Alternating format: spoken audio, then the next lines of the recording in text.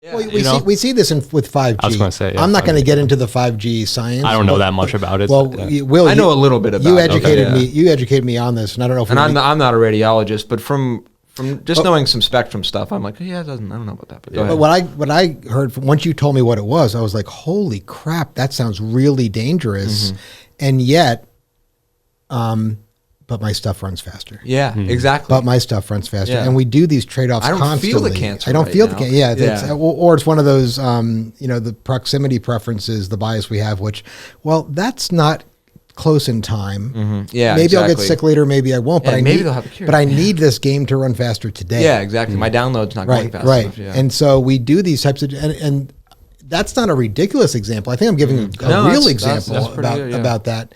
And I guess either we can go to 5G, or if people want to know more about 5G, they can look it up. I mean, I can give a real quick synopsis at least of my thoughts on I just it. know it'll microwave my brain. So Yeah, well, yeah, to an extent. And again, I'm not a radiologist, but what I've seen and what the 5G companies, because there's two different types of 5G, but we're talking about the high frequency short range. I can't remember what it's called. Not the 5G Wi-Fi. Yeah, it's different. This is I'm talking about the ones where they, on every light post in New York, they're going to have these 5G routers. Because basically the way it works is that the wavelength is so tight that you can transfer a lot of information on it really quickly because it's a tight wavelength, but it doesn't go that far. There's not enough energy behind it, to go long distances. So they have to have they have to have a lot of them so that there's fast speed everywhere.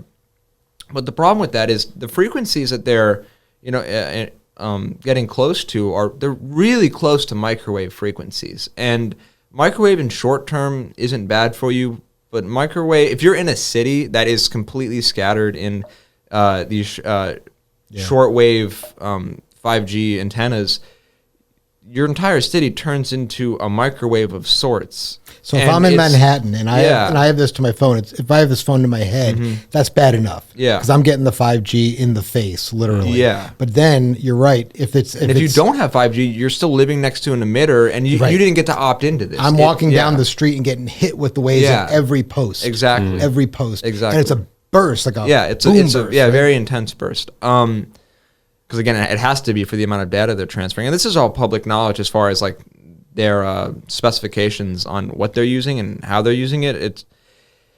I just don't think enough people are thinking about what are the long-term effects, because this might sound controversial, but I know there's a good amount of data on this out there right now, and it was a big worry when cell phones first came out, but even with 4G, that the tests that they conduct with 4G and cell phone like radiation safety it's something like from 10 meters or something like that, or millimeters. It's only safe if it's a certain distance from your body, but cell phones are zero distance from our body. They are on our body all the time. So the safe standard is not, the way they're testing it is not if it's in your pocket, how safe is it? The standard is if it's on the table across the room from you, is that a safe amount of radiation? You don't use the phone. It's not how you use the phone. Yeah. So there's been a lot of call outs for we need to re-regulate how we test these things.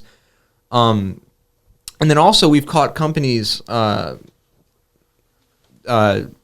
being very sketchy with how their test results, or how the tests were conducted, where we found Samsung fudging their numbers a little bit, just marginally, but enough to push them right below the line to go, no, we're safe. Mm-hmm. It's like, oh, well, your actual numbers are a little bit higher, but the way you conducted this, that's not quite right. And I'm saying this all, not super eloquently, but I think you're getting the point.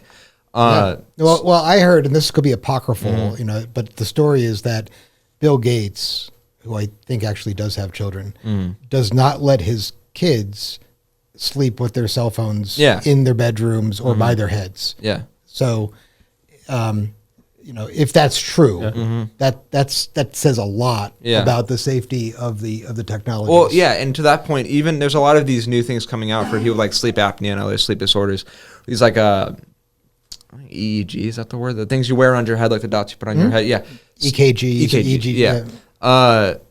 There's these new like headbands you can buy that track your sleep, and you can tell you when you're in REM, and they can see when you're waking up and when you're not, and how much you're disturbed throughout the night and how deep you went.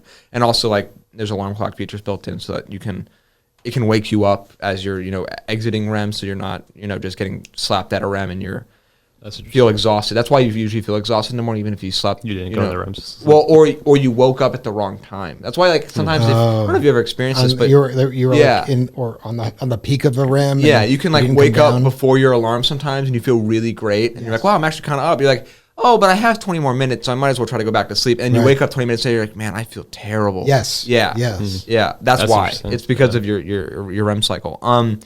But anyway, these headbands, they are marketing themselves as basically like internet free, or like a wavelength free or whatever. So like when you put them on to go to sleep, it shuts off all of the connections because they connect to your phone. That's where you read the data in the morning. But they shut off all their antennas while you're wearing them, and they advertise it as so that you're not getting any unnecessary radiation into your like the electromagnetic spectrum or whatever into your like it shuts off the electromagnetic spectrum. Okay. Stuff. I think it's like it's like a colloquial term for it. Do you want this? No, I'm okay. I think it's like the electromagnetic field. I know that's a real term, but like when you're sleeping, like people are like, you need to get away from the electromagnetic field, like turn your Wi-Fi router off at night, so that's not, like throughout your house and it's like affecting while you're sleeping. Like only be in it as long as you have to be. And these headbands, to my point, are kind of rambling, are marketing themselves as, we're not doing that because while you're sleeping, it's really bad for you. So basically to Dad's point that Bill Gates doesn't let his kids sleep next to his headphone, their phones next to their heads. That's being marketed with things that you're supposed to wear in your head. Like, yeah, don't worry, we're not doing that because we do think that's sketch. Yeah. And that was a really long way to say that, but yeah. Yeah, no, but that was a good point. That was a really good point because if you think of, so who benefits from this? Because if there are scientists and studies saying that 5G is dangerous, who would not want that information out there? It would be the cell phone company. Well, yeah, exactly. Yeah. And so the cell phone companies are going to push their numbers, like you said, right? Yeah, and we're definitely in conspiracy theory territory, just to let everybody know. Real conspiracy theory? Yeah, that's a good point. It's getting cloudy. But it's getting really I'm cloudy. more just saying that I'm not a doctor. I don't have a degree in any of this stuff, so Neither do most of the other people. It's true. I'm just letting that be said so people aren't in the comment section going like, oh, you hack, you think you know what you're talking about, but you're actually stupid. You know what? Maybe I am. Actually, I'll tell you what, folks. The algorithms that Google runs to see whether our videos are worth recommending or not just looks on the number of comments. Yeah. So if you think Will's a hack, put it in the comments. Please. Yeah, we want I want 5 comments now about if Will's a hack or not. Do it now. Please. Yeah. So just to kind of redirect real quick, please. Yeah. Well, so we went on that mid-roll. So to come back to just find some fruit in that 5G tangent is, so why would people want 5G? Because they can get things quicker and better, and it makes their lives better. Yep. But they're not looking at the 10-year effect. No, they're looking for the instant gratification. Yeah, they want Netflix to stop buffering. Yep. Yeah. Yeah.